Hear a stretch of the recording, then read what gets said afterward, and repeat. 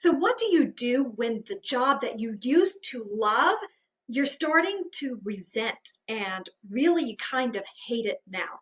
Well, this is exactly what I discussed with someone at an event just a few weeks ago. This person really opened up to me and poured her heart out. She said that she loves what she does. Or at least she used to, and there's things that she still kind of loves about it, but she is super burned out. That's what she said to me. I am so burned out and overwhelmed. So we sat down and we discussed what went awry, what went wrong, and is there any way to fix it? And here is what I said to her, and I share with everybody because I hear this from people all the time. It isn't the hours that you're working at your job, it's the work that you're putting into those hours. So maybe you love your job or you used to love your job, or there are certain aspects of your job that you really enjoy doing and others that you don't. And that is what I think the crux of the problem is. So when I sat down with this woman who actually had a 9 to 5 kind of job and burned out at that, and then started her own business in a career that she really is interested in and loves, but now she's burning out at that, well, you know what I'm going to say. It isn't the job. The person has a responsibility in this because she is the one experiencing the burnout. And what I found talking to her is that it was her allocation of time and how she was using it. Now, I did a video last week that was all on time management, so I'm not going to go over all of those steps again. I'll link it up here, but I'll also link it in the description below and at the end of this video. But what I discussed with her is when we first get into a job, there are certain things that we love, and we have a honeymoon phase, right? Where we just jump in and we do it all. We give it our all. It's 110%. We're at 11 all the time. And we are okay with that. Even the things that we don't enjoy doing, we will give them our all because they're a part of the package. Totally understandable. Well, what happened with this person, and happens to many of us, happened to me, which is why I burned out, is the things that you love about your job and you enjoy doing, and those things that move the needle in your business slowly start taking a back seat to all of these other things that you don't love doing and that you don't enjoy doing. And those things start taking precedence and they start demanding more and more time, or at least we're giving them more and more time. And that's exactly what was happening here. This woman was not doing the amount of client relationship management that she wanted to do. She was doing so much of the administrative portion of her job. And listen, there are a lot of people out there. You cannot pay for a team to do the parts of your job that you don't enjoy doing. As a solopreneur, you do it all, right? And if you are in a 9 to 5 job, there are certain job duties that you have to carry out, and you can't give those jobs to somebody else. You got to do them whether or not you enjoy doing them. So what the heck do you do? Well, first of all, you need to watch my time management video. And I think that you need to be aware of how you're using your time. And so this is what I see happening. When we love doing certain aspects of our job, we might spend a lengthy amount of time on parts of it. So this woman loves client relationship management. She loves networking and building relationships with people. Sometimes, not all the time, she will spend too much time with people. And when we're people who enjoy being around people, when we're extroverted and we love giving our energy to other people, that can be a black hole of time and it's not productive. And when we're in a business and we're doing client relationship management, we have to manage that time with those clients or those potential clients. So that can take up a lot of time. Then we start falling behind and we're like, oh my gosh, now I have to do all these phone calls and answer all of these emails and complete all this paperwork. And then that becomes a black hole of time. And then this is when you see people working around the clock. They start taking work home with them. They're constantly on phone calls in their car. They're answering emails while they're watching TV and hanging out with their family because work is never ending. And this is exactly what happened to this person. And she was exhausted, totally spent. And so what I shared was she needed to do a time audit and manage her time better, because if she didn't, the path that she was headed down, she was already burned out. She would start resenting this thing that she loves more and more until she totally hated it and didn't want to do it anymore. So be aware of this continuum. Is the time effort continuum. And I said it in my last video, I'll say it again.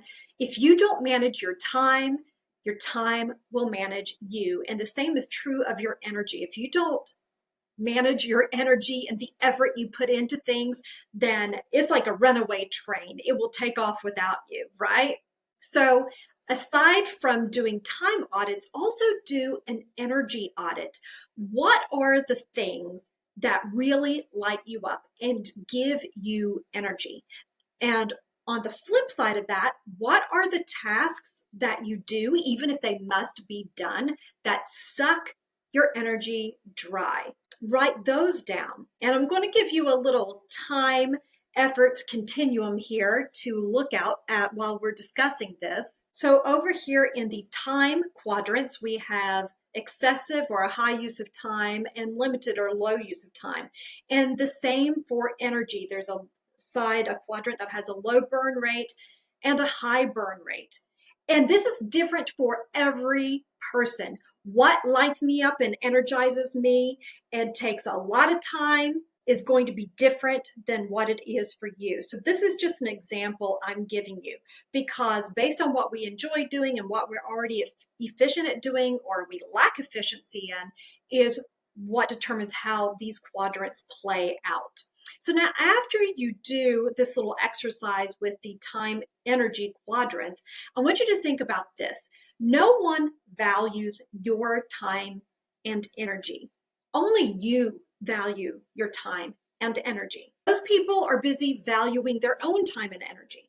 So you cannot depend on other people to tell you that, oh, hey, you need to spend less time doing this and more time doing that, or you're putting too much effort into that. You need to put less. You have to manage that on your own. We are all individuals. We have to learn how to take care of ourselves and manage ourselves and not worry what anybody else is doing. And that includes especially at a 9-to-5, not just solo businesses when I'm talking to my solopreneurs. And so here is the slippery slope that I saw this woman going down. And maybe you've experienced these as well. You start doing things at first because I don't really mind doing it and I know how to do it. So yeah, I'll go ahead and do that, especially when nobody else wants to do that task. Oh, I'll go ahead and do it. I don't mind, until you do mind, okay? And then, I'm the person who gets it done. I'll just go ahead and do it. If I don't want to rely on anybody else to do it because they'll mess it up. I can do it faster. I can do it better. I. And then you're taking on more and more responsibilities, more and more weight. And maybe you've noticed, or maybe you can bring some awareness to whether or not your language has shifted from I don't mind doing that to I'm the only one who will do it, or I'm the only one who can do it or do it well. So I'll just go ahead. And this, my friends, is going to land you right into burnout. And we get to the point where this woman is now, where there are things that we might love about our jobs or what we do, but then there's this whole slew of stuff that's taking up more and more of our time and really encroaching on our business or on our work that we abhor doing now. Even if we didn't mind them before, we hate it, we resent it. And so then those things become, instead of like a 50-50 balance, Maybe the things that you abhor doing now take up 80% of the time, and the things that you love doing take up 20% of the time.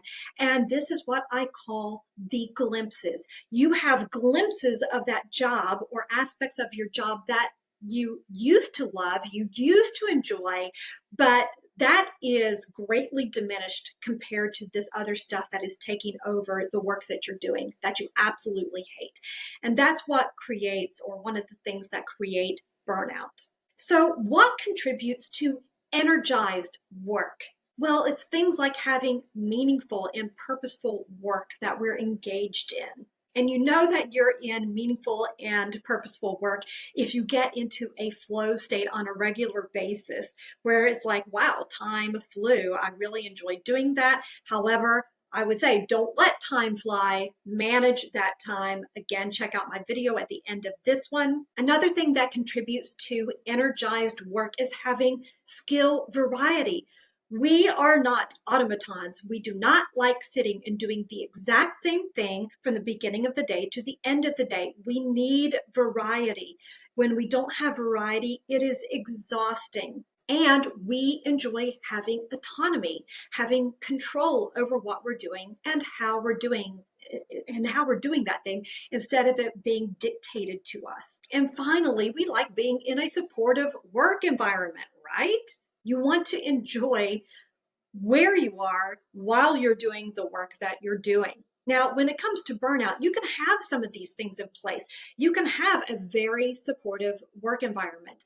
I did. I had people who supported me. However, there was a huge mismatch between my time and what I was putting my effort into. I wasn't putting my time and effort into the things that I loved about being a principal. And the woman that I was speaking to did not have control over her time and effort anymore. So I really hope that I encouraged her to take a good look at how she was spending her time and where she was placing her effort and shifting her schedule to something that was more manageable. And I hope this encourages you to do the same as well. I hope you got value out of this video. If you did, please give it a like and consider subscribing. I would love to have you as a part of our Connect Collective community. And finally, if you would like to watch that video on time management, I am going to put it right over here. Go ahead and click on it, and I'll see you in the next one.